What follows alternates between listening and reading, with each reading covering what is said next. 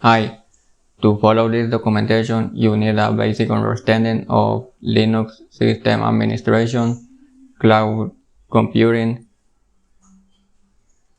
and web development. You will be able to deploy from scratch a website to the cloud by employing the Apache web server, and also create users with authentication so that they can access the website with username and password. We will also be able to enable other ports to allow the users to access other websites via those ports. Example, port 881 or any other port that you want to enable. So let's see what we have to do. To get started, I'm going to say that we will need a domain name to deploy the website to the internet. We'll talk more about this later. We'll need to get a VM. In this case, I use DigitalOcean. So I got a Droplet, $5 Droplet to test the platform. And for the domain name register, I use Porkbone. I will show later, and we need a website to deploy. So as I usually do, I use the Coniestica example project to deploy website or for this kind of applications. So we will use the Coniestica website, and so the first step, let's see the domain name. Going to Porkbone, we can check in products domains the prices for the domains that we have. The reason why I chose to use DigitalOcean and Porkbone is because it's the first time I'm using this platform, so I can test whether they are useful for me and I can get more experience on this platform, because before I have used Amazon AWS or Microsoft Azure.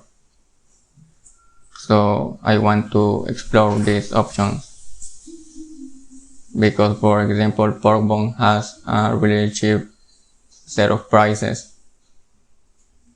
So we can check the TLDs here, and among all of the TLDs, I got a website TLD, a website domain name for $1.11, which is this domain name. So there are many options, and as I said, Porkbone, Namecheap or Nameseal and Namesealo have the cheapest prices on the market and are more or less the more reliable register to get domain names. So it is something to take into account. So after buying your domain name, which is pretty straightforward, like any shopping that you make on the internet, you pay and then you get into your account your domain name. So I got it here. We'll talk about the DNS configuration later for setting up the domain with the Apache web server. So the first step was to get the domain name. Now let's get the virtual machine ready. I bought a Droplet in DigitalOcean, as you can see here, the cheapest one. It is good for testing. It is called Ubuntu DO, 1 GB of memory, And okay, we can see more options over here. But first, then you have to create your DigitalOcean account, add a payment method to verify you're a real user and not a scammer. So you will have some credits initially and buy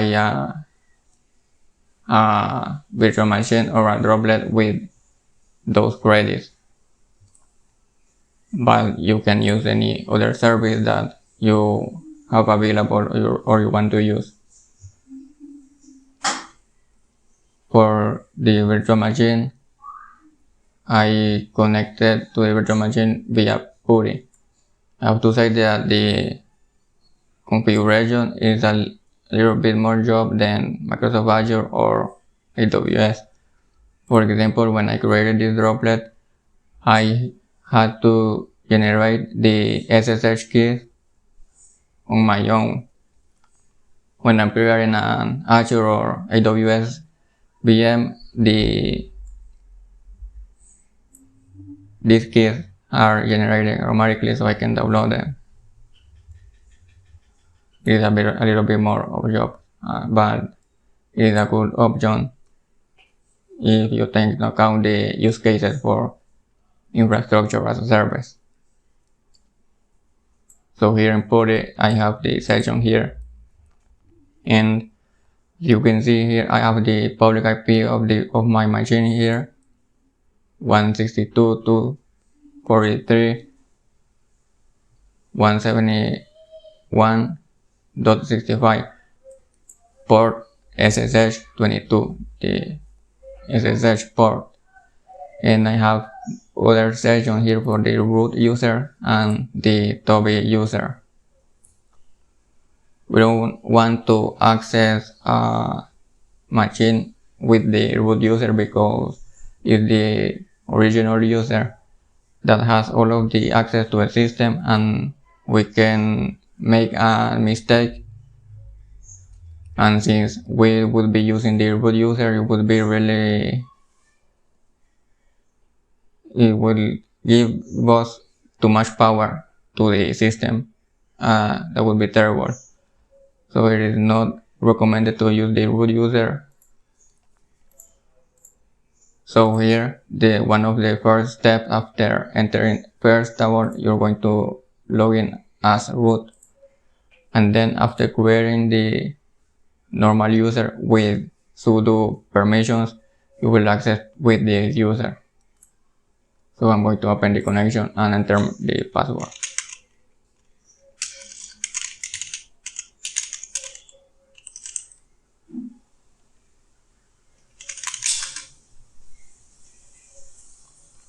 So I'm into the system as the Toby user.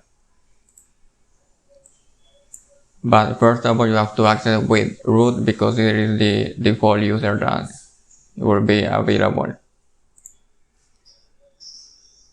So don't forget to perform some maintenance commands.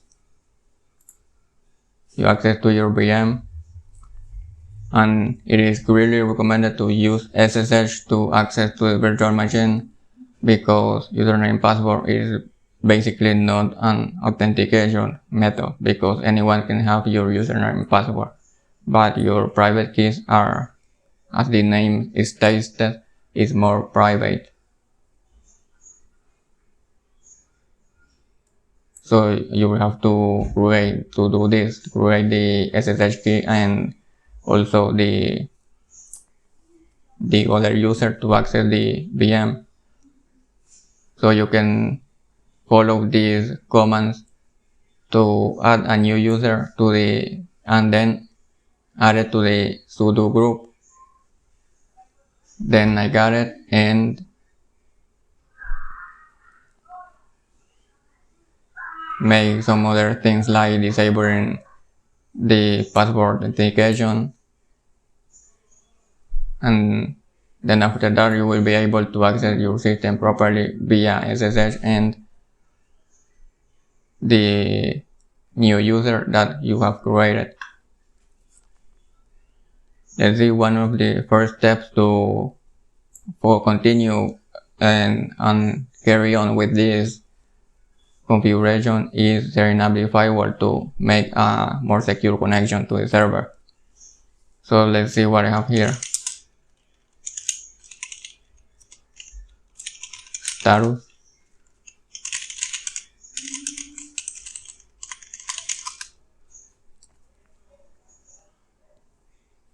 So I have already configured the firewall.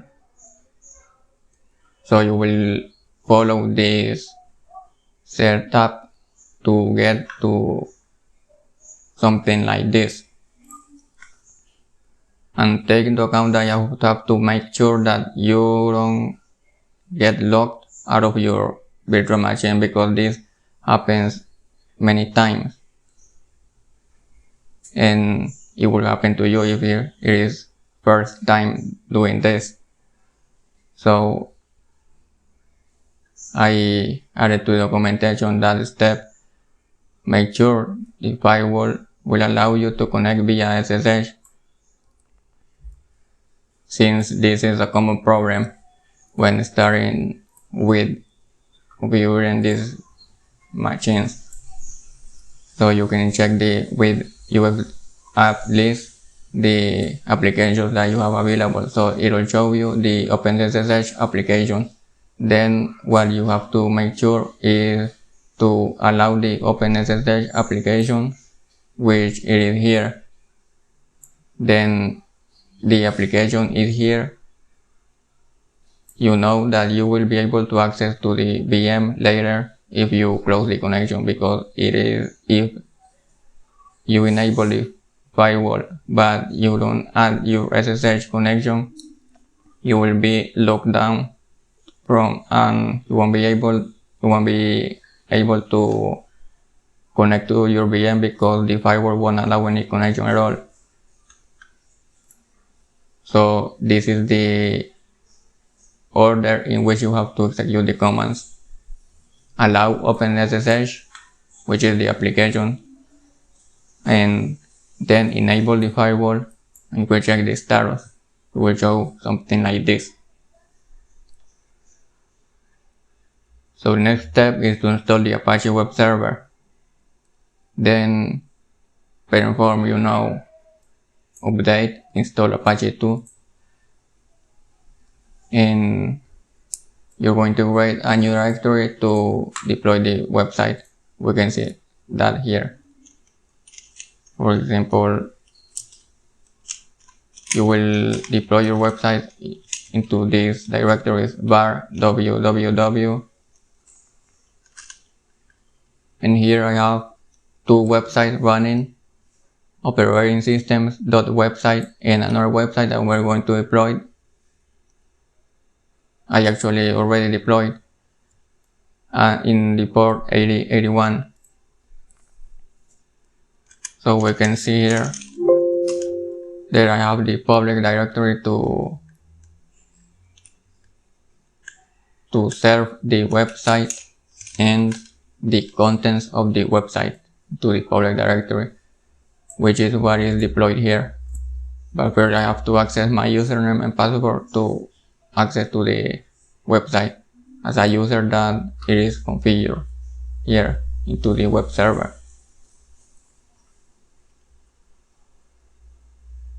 Next thing that you want to do is adding some permissions. It's okay. And then as I said before, we're going to use the Coniestica website that I created years ago, and I like to use this website as an example for working with this kind of use cases. It is a normal website. It doesn't have anything special. What I wanted to do with this website was the styles. It is a good looking website. So we can see that from this repository, I have the CD running the application here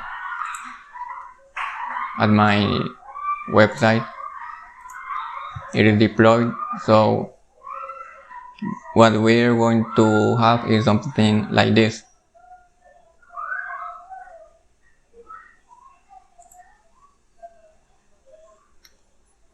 It is any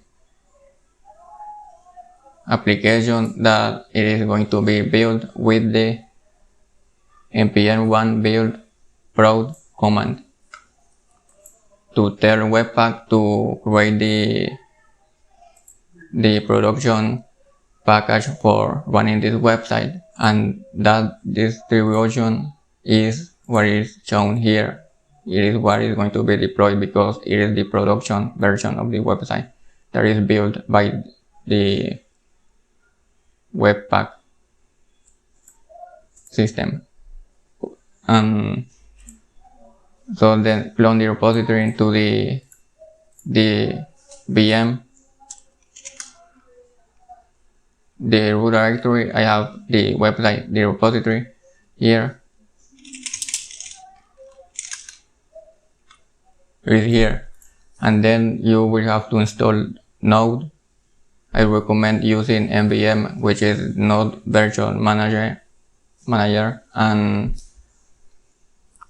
install one of the latest LTS or non-LTS versions, and then it will work. After installing Node, into the repository directory run npm I to install the dependencies, and they're only development dependencies actually. And then run npm run build prod to generate the production version of the website, which is this directory that is going to generate Webpack after running the build command. This directory is what you're going to copy to your deployment of the website. That is this directory to a public subdirectory. Then basically that's what you have to do. So now let's see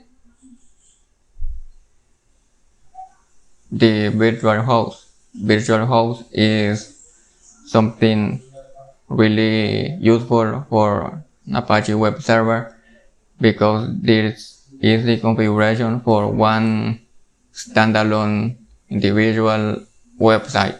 You can run many websites into your server, but you have to configure the virtual host for these websites. So one virtual host corresponds to one website. The example, the operating system.website has a virtual host, and the other website, which is deployed to the 881 in the same server, it has another virtual host.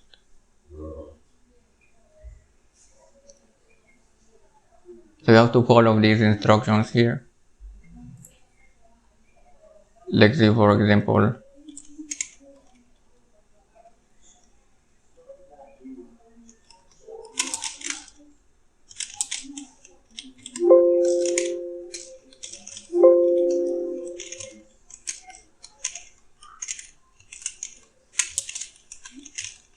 etc Apache. We have here into the Apache installation two directories that are going to be useful. We will need the site available directory to add our virtual host. Then with the a2 and site command, we're going to enable the virtual host so that it is then into the site enabled, and then we will touch a little bit the port.conf file to listen to the port that we want to use into our application. So you have to follow these commands to set up the server. And for example, let's see what we have here. Into size enable, or you you will actually want to use first the sites available. So I have here, I also set up the SSL certificate with Let's Encrypt, and so we can see here that I have the operating system website .8081 and also the normal one. But for the normal one, I also have the operating system website lessl.conf. This is the file that is used as a virtual host for this website because I have HTTPS enabled. If you're not going to have the HTTPS enabled, then you will be using the normal file. After installing the Let's Encrypt into your Apache server, you will have this virtual host, and that is the virtual host that is going to be used to deploy the website. So first of all, you're going to work with the normal virtual host, and we can see its contents.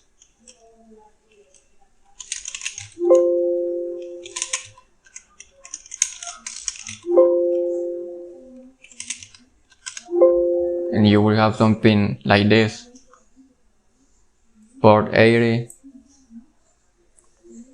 This is kind of XML, but it is not XML.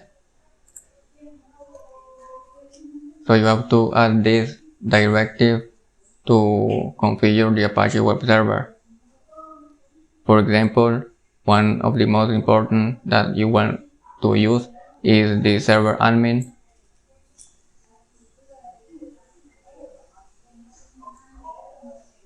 It is not absolutely necessary, but you should add it. It is an email address that you can use as an admin for that server. The document root directive, which has the root that is going to be deployed to the internet or to the web. We have here the directory. The server name, which is your domain name, operating systems.website. The server alias, you add the www version for your website here.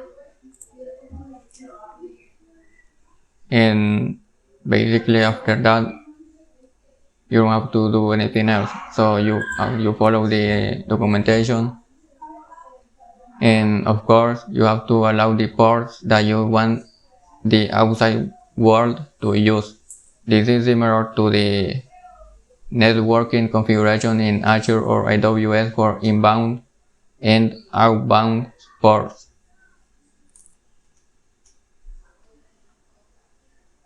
So allow the port 80 and you will be able to access from the outside to the website via the port 80. Otherwise you won't be able to establish any connection with the server because the firewall is going to be blocking that incoming connection. Then let's say you can access after that with your public IP address of your VM. But to set up the domain name is really easy. You have to go to your domain registrar and to your DNS configuration, which is the same for any domain registrar. And then you want to add 2 A-type records for the Apex domain name. You set your public IP address of your VM that is going to run the web server. Here we have in the www version also, so that is available too. Then that is what you have to do, as you can see here. when adding a new record, you can add an add symbol like this for the host to reference to the Apex domain, and then for the www version, for the subdomain, just like this. Then after that, you will be able to access via the domain name to the website. But you still don't have HTTPS, which is absolutely necessary for any modern website. So for achieving this is quite easy. You have to install this servbot script, and it is basically just a few steps and you will get it.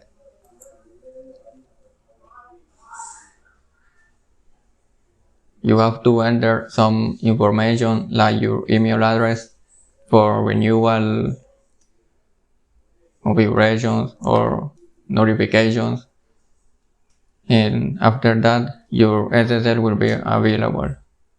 So you can also redirect from the unsecure version HTTP to the secure HTTPS version automatically if you want to configure that into this step. And that's it. It is straightforward. Then we compare the domain name, the cloning and deploying of the production version of the website in the virtual machine configuration and firewall. We can also here in DigitalOcean add a domain. It is another way of doing this. So you can check out the other options that you have available. So now let's add a password to the user because we want to configure the Apache web server. So we have two more things to do here. I think on this step we already have Apache 2 utils installed, but install it if required. And we're going to create a file that is going to store the encrypted version of our user with the password. Okay, and I'm already here into this virtual host.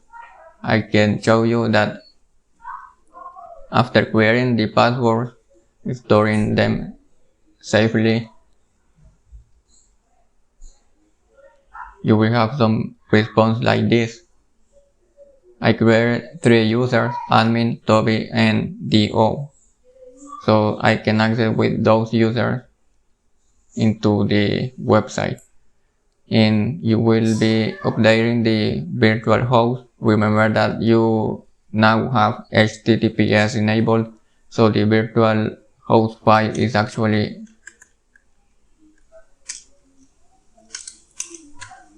this one, ssl.com. So we can see here the secure port 443 that is already used by the website.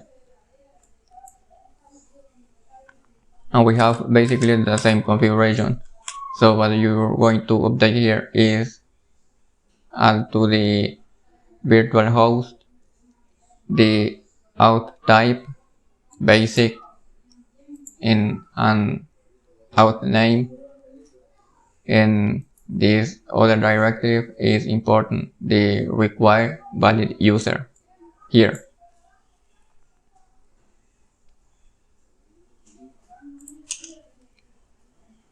So when you restart the server, you will be prompted to enter your credentials. So let's enter one of the 3 users I created.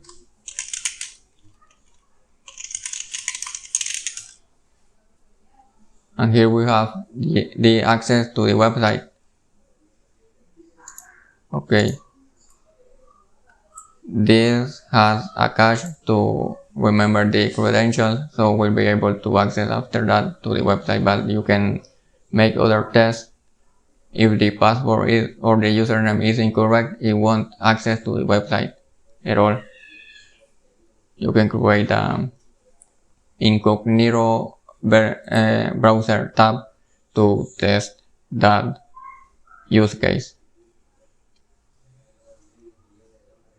So to finalize this chapter, we're going to enable more ports into the Apache server to access to other ports to this website. In this case, we have the 8081 port, which is enabled, but it is not secure because the SSL is configured with the normal domain name. So I have to take that into account and access with a non-secure HTTP connection. So I'm also prompt to access my credentials. You can use the same password files that you created in the step before for this port, or you can create another file containing other users with their corresponding password. So I'm going to access here, for example, admin,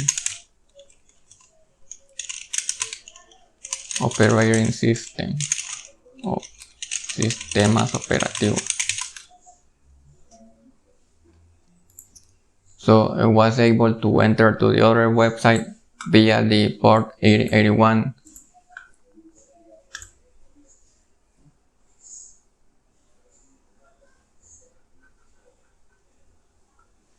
So create the other directory that I already showed, and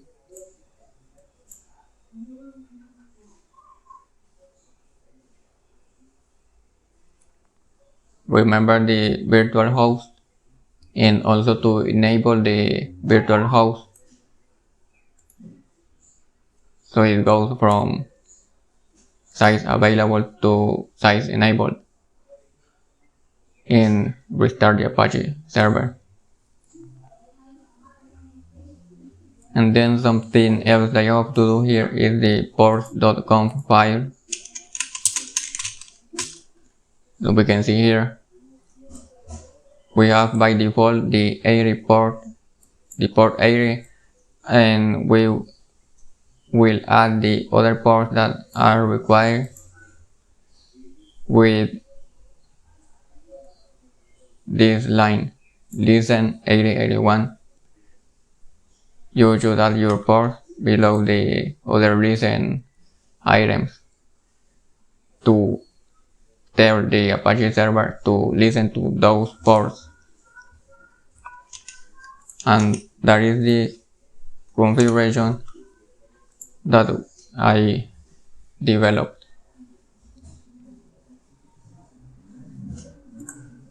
And so we have a secure with authentication access to the website.